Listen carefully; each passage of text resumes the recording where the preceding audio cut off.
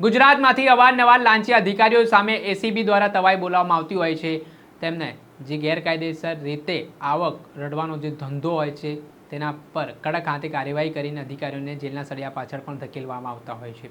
ત્યારે રાજકોટના Saurashtra university road પર આવેલી સરકારી કચેરીના એક અધિકારી એક એકમમાં ચેકિંગના અર્થે દરોડા પાડવા માટે જાય છે. તે એકમમાં તે જે ચેકિંગ દરમિયાન ખામીઓ સામે આવે છે તે બદલ એ એકમ માલિકને દંડ પણ ફટકારે છે. એટલું જ નહીં, આ અધિકારી છે તે સેટલમેન્ટના નામે વેપારી પાસેથી પૈસાની માંગણી કરે છે અને 25,000 રૂપિયા જેટલી રકમ છે તે પડાવી પણ લે છે. એટલે કે 25,000 રૂપિયાનું તોડ છે તે આ અધિકારી દ્વારા કરવામાં આવ્યો. બસ આ બાબતને લઈને વેપારી છે તે સાંસદ રામ મોકરિયાનો સંપર્ક કરે છે, આ ઘટનાની જાણ કરે છે અને સાંસદ રામ મોકરિયા છે ત્યારબાદ જે એકમમાં ચેકિંગ કરવા ગયેલો જે અધિકારી જેણે તોડ કર્યો છે તેને ફોન કરીને સાંસદ ઉધળો લે છે અને જે પૈસા વેપારી પાસેથી લેવામાં આવ્યા છે તે પરત કરવામાં આવે તેવી વોર્નિંગ પણ આપવામાં આવે છે. જોકે આ અધિકારી છે તે પૈસા પરત કરીને માફી પણ માંગે છે તેવી વાત સામે આવી છે. અને આ મામલે રાજ્યસભાના સાંસદ રામ મોકરિયાનું પણ નિવેદન સામે આવ્યું છે. તેમણે જે આ કટકી અધિકારી દ્વારા કરવામાં આવી છે, જે આખો ઘટનાક્રમ બન્યો છે તેને લઈને શું કહી રહ્યા છે તે સાંભળી લો. રામભાઈ, એક ફરિયાદ તમારી પાસે આવી હતી, કે ફરિયાદ શું હતી અને ત્યારબાદ તમે શું નિવારણ કર્યું? ગઈકાલે લગભગ 5 વાગ્યાની આજુબાજુ એક વેપારી કારખાનેદાર હતા, સામાજિક અગ્રણી, એનો મારી ઉપર ફોન આવ્યો કે મારે ત્યાં કોઈ સરકારી અધિકારી આવ્યા છે અને મારી ફેક્ટરીમાં કંઈક ચેક કરે છે અને હેરાનગતિ છે, મુશ્કેલી છે, જરા તમે મને મદદ કરો. એટલે ભાઈને મેં કીધું કે તમારી યારે જે કોઈ છે અધિકારી એને ફોન આપો. એટલે એને મેં કીધું કે ભાઈ આ ભાઈનો જે કંઈ કાયદેસરનો દંડ થતો હોય એ તમે દંડ લઈ લ્યો, બાકી એને હેરાન ન કરતા. એ કે બરાબર છે. એટલે પછી એ જ ભાઈના ફોનમાં મેં પેલાને કીધું કે અધિકારી છે એને ચા પાણી સરભરા કરજો વિવેક ખાતર, પણ બીજી કંઈ હેરાનગતિ નહીં કરે. એ પછી 10 મિનિટ પછી એ વેપારીનો મને ફોન આવ્યો કે ભાઈ આ ભાઈએ મારું કામ પતાવી દીધું, 12,000 રૂપિયા મારો દંડ કર્યો અને કામ પતી ગયું. કે બીજું કંઈ દીધું તો કે આ 25,000 લઈ ગયા છે મારી પાસે. એટલે અધિકારીનો મેં નંબર લઈને એને ફોન કર્યો કે ભાઈ આવી રીતના મેં તમને ભલામણ કરી હતી કે દંડ કરજો પણ બીજું કંઈ હેરાન ન કરતા, તો છતાં તમે આવું કેમ કર્યું?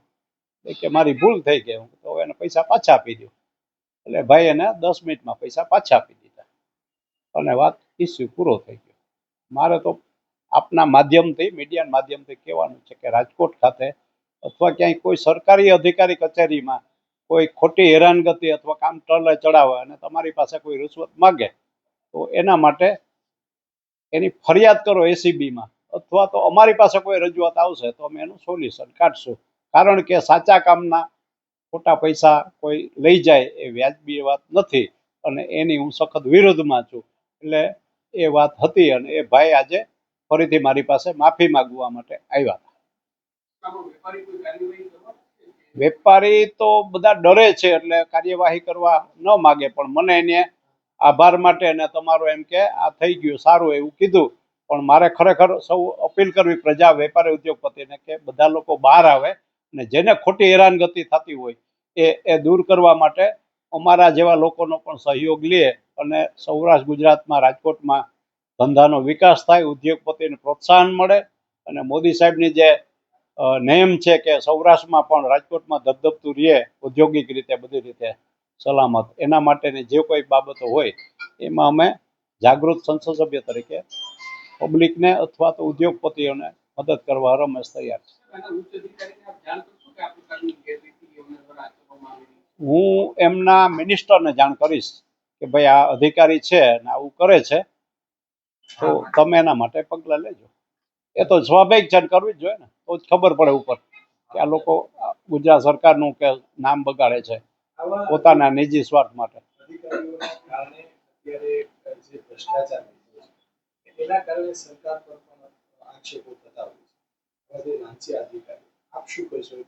એ લાંચિયા અધિકારી ઉપર કડક પગલાં ભરવા જોઈએ અને એને દાખલારૂપ સજા પાડવી જોઈએ, જેથી કરીને બીજી વખત કોઈ બીજા પૈસા માંગતા કોઈ સારા વેપારી હોય, ઉદ્યોગકાર હોય એને હેરાન કરતા બંધ થાય.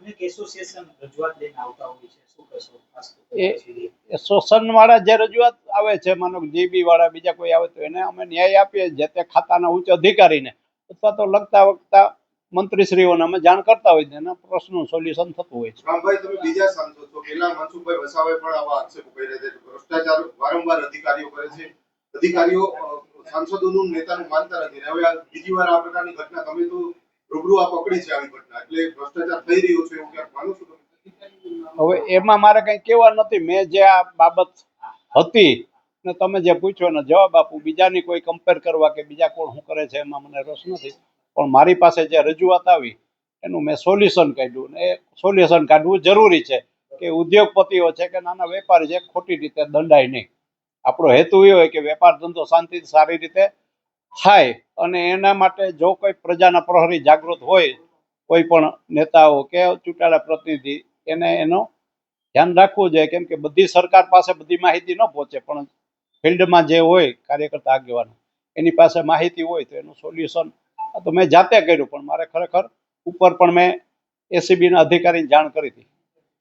રામભાઈ, તમને અત્યારે મળવા માટે આવ્યા. શું આ અધિકારી તમે એમને શું કીધું? પહેલા બધું આવી અધિકારી તો એ મને ફોન આવ્યો હતો કે હું તમને મળવા માંગુ કે 11 વાગ્યા પછી આવજો ઓફિસમાં. એટલે આવ્યા ને તમે આવ્યા એટલે એ ભાગી ગયા. નામ તો ખબર નથી, પણ એ તોલમાપના કે એવા કોઈ ખાતાનું હતું. બરાબર. દર્શક મિત્રો, એન કવરેજ ન્યૂઝને આપ લાઇક કરી લો, સબસ્ક્રાઇબ કરી લો અને શેર કરવાનું ભૂલતા નહીં.